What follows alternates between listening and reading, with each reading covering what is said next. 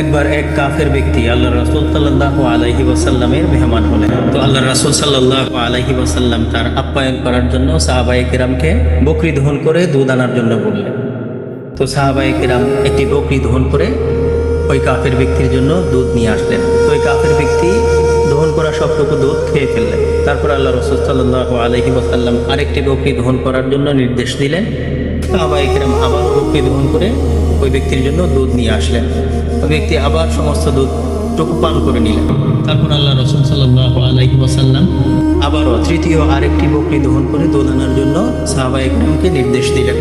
সাহাবায়ে কেরাম আবার তৃতীয় একটি বকরি দহন করে তার জন্য দুধ নিয়ে আসলেন। তিনি ওই কাফের ব্যক্তি ওই বকরিরও দুধটুকু সবটুকু দুধ তিনি পান করে নিলেন। তারপর আল্লাহ রাসূল সাল্লাল্লাহু আলাইহি ওয়াসাল্লাম এইভাবে তার জন্য 60টি বকরির দুধ দহন করে এনে তাকে পান করালেন। পরদিন সকালবেলায় ওই কাফের ব্যক্তি আল্লাহ রাসূল সাল্লাল্লাহু আলাইহি ওয়াসাল্লামের কাছে ইসলাম গ্রহণ করলেন। ইসলাম গ্রহণ করার পর আল্লাহ রাসূল সাল্লাল্লাহু আলাইহি ওয়াসাল্লাম আবারও তার আপ্যায়নের জন্য বকরির দুধ দহন করে আনার জন্য সাহাবায়ে কেরামকে নির্দেশ দিলেন। সাহাবায়ে কেরাম আল্লাহ রাসূলের নির্দেশ অনুযায়ী বকরির দুধ দহন করে নিয়ে আসলেন এবং তাকে দিলেন। তখন ওই কাফের ব্যক্তি যিনি মুসলমান হয়েছেন তিনি ওই দুধটুকু পান করলেন। তারপর আল্লাহ রাসূল সাল্লাল্লাহু আলাইহি ওয়াসাল্লাম আবারও তার জন্য দুধ দহন করে আনার জন্য বললেন।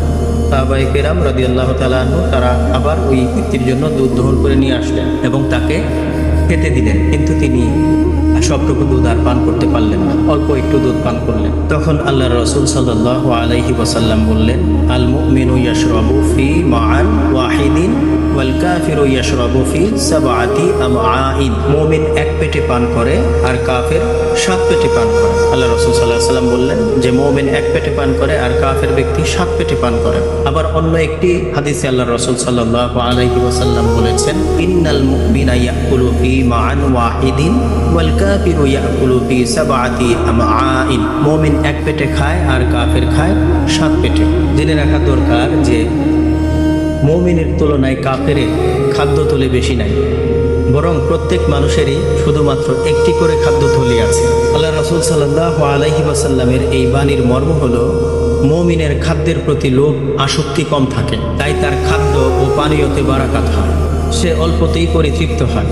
পক্ষান্তরে খাদ্যের প্রতি কাফের ব্যক্তির লোভ অত্যন্ত বেশি থাকে। যেমন চতুষ্পদ জন্তুর খাদ্যের প্রতি লোভ বেশি থাকে, দেখলেই খেতে চায়। অনুরূপ কাফির ব্যক্তিও দেখলেই খেতে চায়। অত্র হাদিসে কাফির ও মুমিনের এই তারতম্য বর্ণনা করা হয়েছে। আর মুমিন ব্যক্তি যখন খেতে শুরু করে তখন বিসমিল্লাহি ওয়া আলা বারাকাতিল্লাহ বলে খেতে শুরু করে, ফলে শয়তান তার খাবারে অংশগ্রহণ করতে পারে না। আর কাফির ব্যক্তি বিসমিল্লাহ বলে কখনোই খায় না, ফলে শয়তান তার খাদ্যে অংশগ্রহণ করে।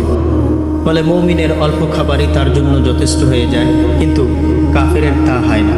আর মুমিনের পেট কিছুটা ভরলেই সে তৃপ্ত হয়, তাই তার খাবার কম লাগে। আর কাফের ব্যক্তি পেট পূর্ণ না করে তৃপ্ত হয় না, যতক্ষণ পর্যন্ত না তার পেট ভরছে ততক্ষণ পর্যন্ত সে খেতেই থাকে, তাই তার খাবার অতিরিক্ত বেশি লাগে।